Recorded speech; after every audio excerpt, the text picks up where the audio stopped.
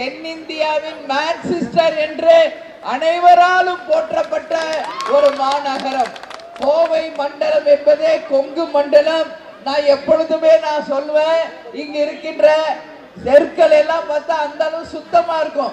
One of the best corporation in தமிழ்நாடுனா அது Kovai corporation தான். அதுல எந்த மாற்று கருத்துமே கிடையாது. அந்த அளவு ஒரு சுத்தமான சுகாதாரமான ஒரு நகரமாக இது என்னைக்கும் இருக்கிறது.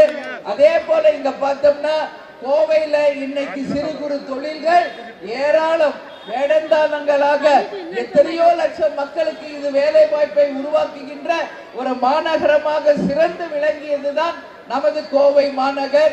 இந்த கோவை மாநகரிலே ஒரு வெற்றி வேட்பாளராக அன்பு சகோதரர் ராமச்சந்திரன் அவர்களுக்கு நீங்கள் அனைவரும் இரட்டை இலை சின்னத்திலே வாய்ப்பு கொடுத்து பெரிய வெற்றியை இந்த தேர்தலில் தரணும் சொல்லி இந்த நேரத்தில் உங்க எல்லாரையும் கேட்டுக்கிறேன். இந்த இடத்துல ஏற்கனவே Kamala mill, Lakshmi mill, Saroja mill, Vasantha mill, Srihari mill, Cambodia mill என்று ஏகப்பட்ட மில்கள் இங்க இருந்தது. அதே போல என்டிசி மில்கள் அனைத்துமே இன்றைக்கு மூடப்பட்ட ஒரு அவல நிலையில இன்னைக்கு கோவையை நம்ம பார்க்கும்போது உண்மையிலே என் மனசு வலிக்குது.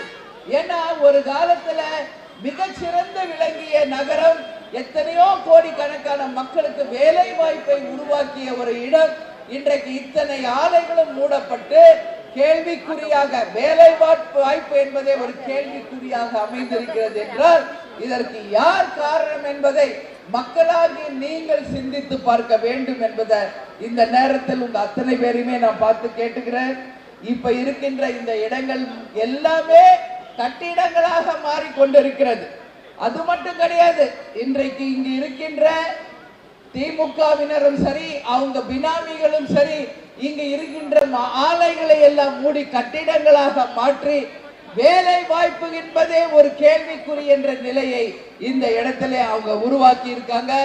அது மட்டும் இல்லாமல் இன்னைக்கு சென்ட்ரல் கவர்மெண்ட்ல இன்னைக்கு மோடிஜி அவர்களுடைய ஆட்சி எங்கு பார்த்தாலும் ஜிஎஸ்டி என்று ஒன்றை கொண்டு வந்த பிறகுதான் இங்க சிறு குறு தொழில்கள் அத்தனையுமே முடங்கப்பட்டு மில்கள் அத்தனையும் மூடப்படுகின்ற ஒரு அவல நிலை ஏற்பட்டிருக்கிறது.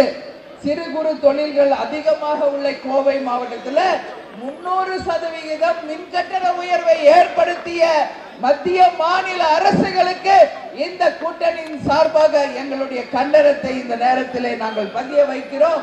ஜிஎஸ்டி உயர்வால் இன்னைக்கு அத்தனை ஆலைகளும் மூடப்படுகின்ற ஒரு அவல நிலையை நாம் பார்க்க முடிகிறது. அது மட்டும் இல்ல, இங்கு இருக்கின்ற அனைத்து தொழில்களுமே பாதிக்கப்பட்டிருக்கிறது. அதனாலதான் இங்க எப்ப பார்த்தாலும் நம்ம சிறு குறு தொழிலை சேர்ந்தவர்கள் ஸ்ட்ரைக் பண்றதை நம்ம பார்க்க முடிகிறது.